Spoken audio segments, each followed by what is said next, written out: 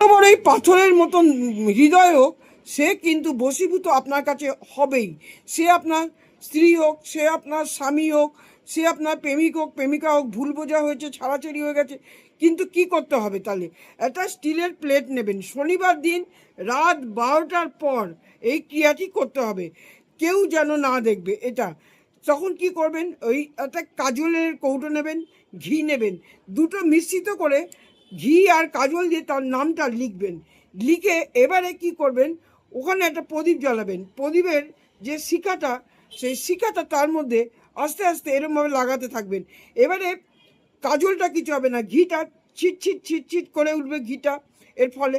এরপরে কি করবেন, ওটা নামাবেন, নামিয়ে যখন ঠান্ডা হবে এবারে ওটা এরকম 3 আঙুল নেবেন, এই ডান হাতে 3 আঙুল দিয়ে এরমভাবে নিয়ে আপনি আপনার কপালে লাগাবেন।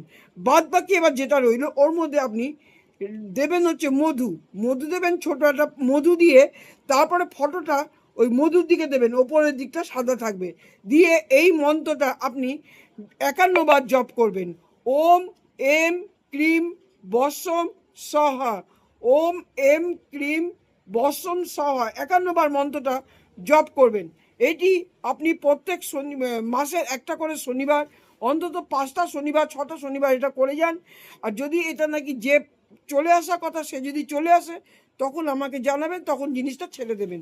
না হলে এটা আপনি 6টা শনিবার করে যান, রাত 12টার পর করতে হবে। মন্ত্রটা আমি লিখে দিচ্ছি।